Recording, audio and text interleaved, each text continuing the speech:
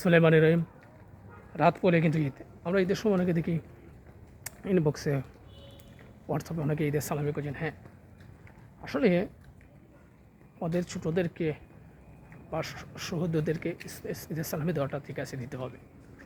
কিন্তু দেখতে হবে আপনার যারা সালামি যে খুঁজেন দেখতে হবে ওই লোকটার কি সামর্থ্য আছে।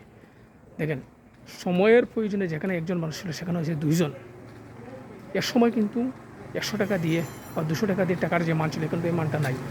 200 টাকা দিয়ে অনেকজনকে কিন্তু সাহায্য সালামি দেওয়া যেত, কিন্তু আর সেটা সম্ভব হয় না। এখন দেখা গেছে যে 10 টাকা দিতেও বাচ্চাদেরকে নিজের কাছে লজ্জাবোধ হয়, 10 টাকা দিয়ে খিকেন বেশি। এখন ওনারে অনেকে সালামি চান, কিন্তু দেখতে হবে ওনার আয় আছে কি না, ওনার সামর্থ্য আছে না। আপনার হ্যাঁ, যদি সামর্থ্য থাকে তাহলে কিন্তু দিতে সমস্যা কী। কিন্তু অনেকে রাগ করেন যে সালামি দিলেন না উনি। আর ভাই সালামি দিলে তো আয় দিতে হবে, আর তো আয় তো থাকতে হবে। যে জায়গা বিক্রি করতে সালামি দেওয়া যাবে না।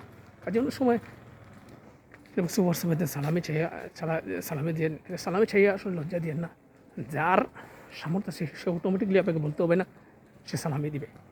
আর যার মনের ইচ্ছা নেই তাকে 10 বার বললেও সে দিবে না।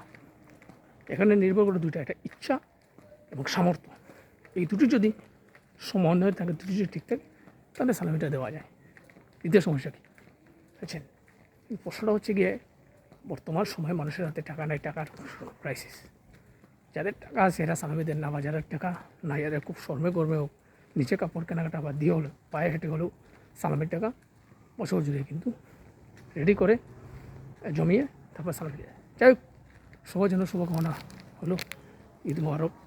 আর প্রত্যেকের সামর্থ্য অনুযায়ী অবস্থান বেঁধে ছোটোদেরকে সালামি দেওয়ার চেষ্টা করবেন। আর সালামি যদি কেউ নাও দিতে পারে, মনে কষ্ট নিয়ে না, হয়তো বা আজকে তার অবস্থান নেই, আগামীতে ঈদে সামর্থ্য হলে সে পুষিয়ে দেবে।